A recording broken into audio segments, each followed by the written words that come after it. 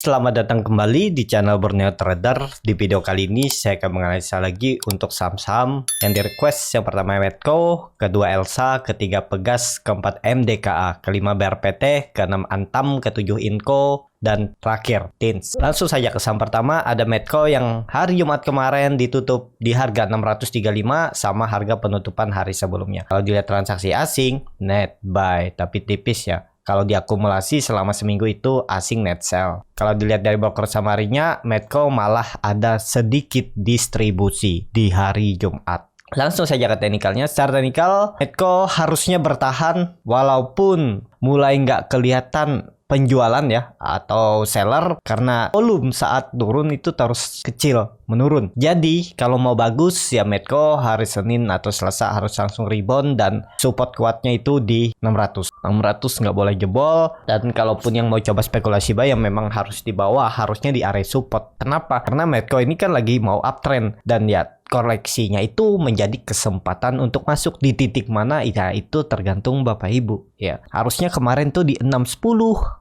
615 atau di 600 ini area beli karena itu adalah support kuatnya dan kebetulan di situ ada EMA 20. Apakah mungkin dia bisa ke EMA 60-nya di 540? Kecil kemungkinan ya. Malah EMA 60-nya ini akan ditarik naik nanti mendekati harga. Jadi kemungkinan besar tetap Medco bisa kembali lanjut uptrend dan menjadi swing low-nya di 600 ya. Karena dia masih di area bisa dibilang ini sekarang itu resisten, dulunya support. Dulunya itu resisten neckline yang sekarang jadi support neckline-nya ya. Dan bertahan nih. Dua candle ya dia turun kan terus ditarik naik. Berarti memang dijaga kemungkinan besar. Untuk Medco minggu depan lanjut rebound. Semoga aja sampai 680 700 seminggu ke depan. Tapi ini disclaimer on. Seperti itu untuk Medco. Langsung saja ke saham kedua. Ada Elsa yang di hari Jumat ditutup koreksi tipis 0,65% ke harga 304. Kalau dilihat transaksi asing seminggu kemarin masih net buy.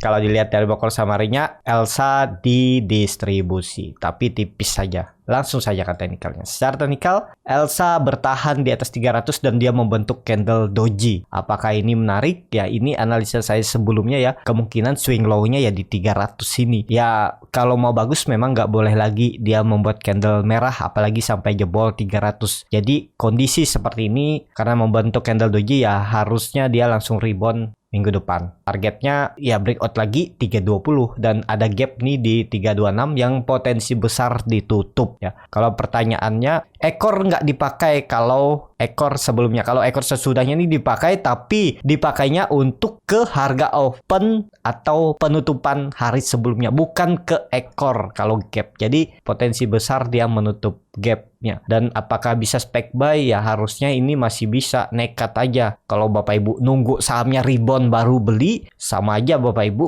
ngejar harga. Ya ini kesempatan dia nutup gapnya aja tuh potensi profit 7% di 326. Cut loss saja kalau dia jebol 300 bisa di 294 atau 288 juga boleh.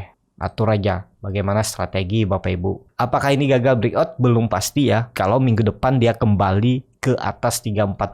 Jadi seminggu ke depan dia harus berusaha naik ke 340 biar valid lagi ini double bottomnya. Jadi seperti itu untuk Elsa. Langsung saja ke saham ketiga ada Pegas yang di hari Jumat kemarin ditutup koreksi 2,43% ke harga 1.405. Kalau dilihat transaksi asing hari Jumat net buy. Kalau dilihat dari broker summary-nya, Pegas terlihat memang didistribusi. Langsung saja ke teknikalnya. Secara teknikal, Pegas ini penurunannya cukup tajam juga ya, hampir 13% dari 1.600 dan dia turun tajam. Ya, kalau saya lihat ini masih dalam proses mungkin web 3, tapi memang terlihat ini sepertinya dia lagi konsolidasi nih di range harga ini. Kita lihat nih. Dia naik, gagal turun. Tapi turunnya memang sampai sini. Apakah dia turun sampai situ? Enggak. Kalau saya lihat tetap bertahan di 1.400. Jadi peluang Pegas ya harusnya ada rebound minggu depan ya. Tetap bertahan di atas 1.400.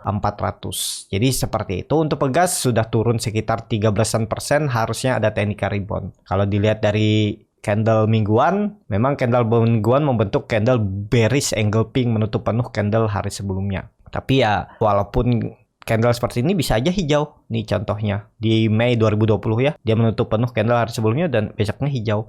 Yang penting tahu arahnya. Dan terlihat malah ini ada pola cup and handle di mingguannya dan neckline-nya ada di 1600. Jadi kalau saya lihat tetap ya ada peluang rebound minggu depan untuk Pegas. Seperti itu untuk Pegas.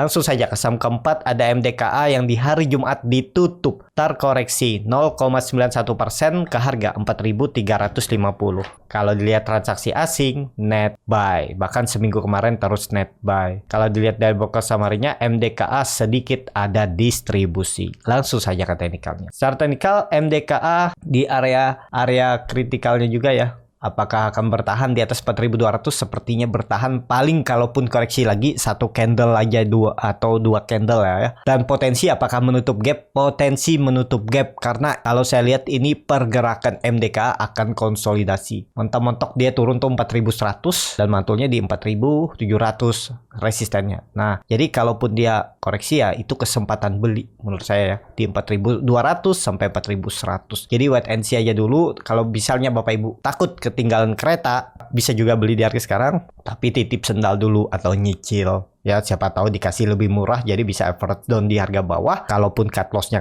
tipis saja, dan kalau dia mantul ke atas, nutup gapnya ini ya peluangnya lebih besar. Ya kalau saya lihat seperti itu untuk MDKA ini masih aman, arahnya masih akan ke atas. Walaupun ada koreksi ya koreksi terbatas saja 1-2 candle. Sepertinya seperti itu. Jadi seperti itu aja untuk MDKA. Langsung saja ke saham kelima. Ada BRPT yang di hari Jumat ditutup terkoreksi 1,7% ke harga 865.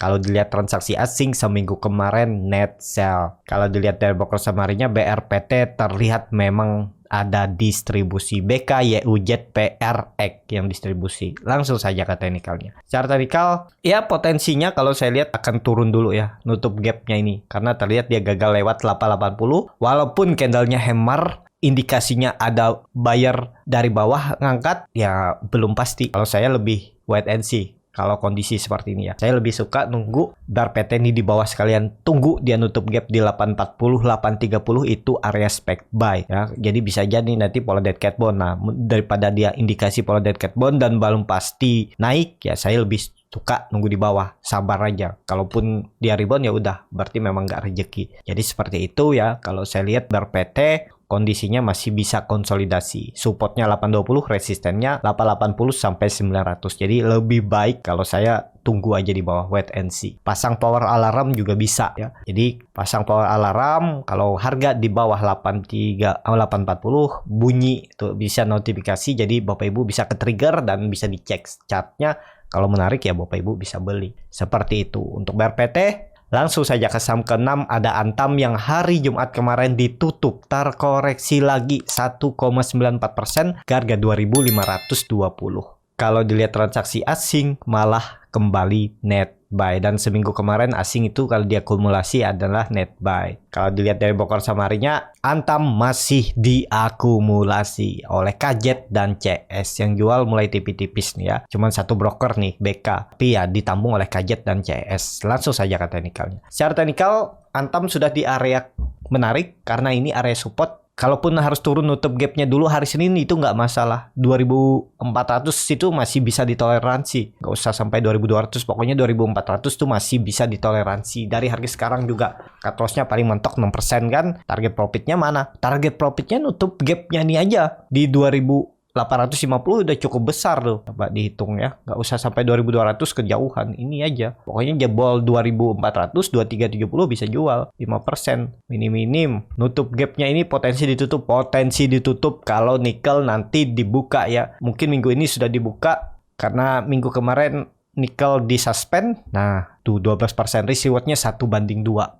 Menurut saya potensi ditutup Antam gap yang di atas ini karena dia sudah breakout dan volume makin meningkat, dan saat koreksi 3 hari juga volume makin kecil dan ada akumulasi. Jadi harusnya dijaga, kalaupun mentok turun 2.400 itu maksimal. Jebol itu ya udah out dulu aja. Berarti memang mau turun dulu. Jadi lebih baik jual dulu, nunggu di support selanjutnya. Jadi seperti itu. Untuk Antam yang dulu nyangkut di 3.000 udah bisa keluar BP ya, atau bahkan bisa profit malah sekitar 5%. Nih, kalau misalnya beli di pucuk Februari 2021 bisa keluar di Maret. Lumayan, setahun dapat 3%, 4%. Ya lumayan daripada simpan di bank ya. Itu karena kesalahan dan rugi waktu, nggak rugi waktu kan. Tapi ya selamat. bisa keluar dengan profit, cuman waktunya itu. Jadi seperti itu. Untuk Antam menarik diperhatikan minggu depan, menurut saya juga masih peluang untuk rebound. Kalaupun koreksi satu candle lagi bisa. Langsung saja ke saham ketujuh, ada Inco yang di hari Jumat malah ditutup terkoreksi 1,6% ke harga 6.125. Kalau dilihat transaksi asing, net buy. Kalau dilihat dari broker samarinya, Inco diakumulasi. Langsung saja ke teknikalnya. Secara teknikal, Inco kemana arahnya? Inco juga tetap arahnya akan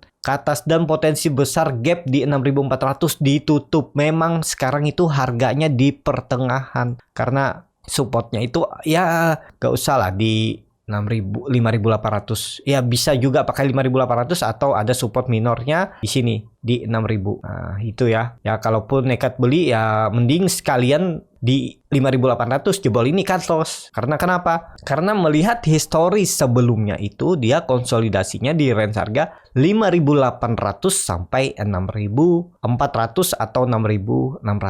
Jadi harga sekarang memang sudah tinggi. Kalau Bapak Ibu kemarin hari Kamis memperhatikan, itu kesempatan beli saat di 5.800-an ini. Itulah gunanya untuk melihat teknikal, jadi tahu dan support resisten. Kalau cuma nebak aja lihat harga kan enggak. Kalau Bapak Ibu memang hafal support resisten, enggak perlu lihat chart ya juga bisa. Yang penting kan tahu di mana harus beli, bukan cuman beli pengennya naik tapi nggak tahu tuh support dan resisten. Jadi seperti itu ya. Untuk Inco seminggu besok juga masih potensi akan naik dan peluang nutup gapnya di 6.400. Langsung saja ke saham terakhir, ada Tins yang di hari Jumat ditutup terkoreksi 3,03% ke harga 1.600. Kalau dilihat transaksi asing seminggu kemarin net sell.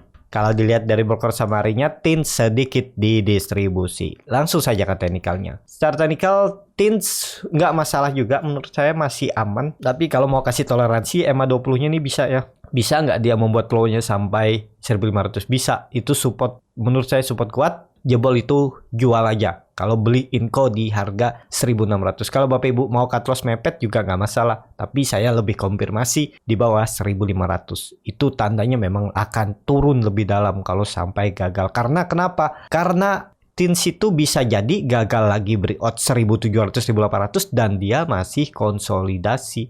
Range-nya 1.500 support dan resisten 1.700 atau sampai 1.800. Tapi kalau dilihat histori sebelumnya ya 1.700. Kalau mau beli tunggu di bawah gimana? Bisa juga, cuman takutnya ketinggalan kereta ya. Karena kenapa? Karena ini dia udah berapa kali reject 1.600. Ya kalau besok dia rebound hari Senin, Bapak Ibu bisa juga langsung spek buy. Misalnya dia lewat tuh 1.630, udah spek buy aja. Potensi besar lanjut. Jadi seperti itu.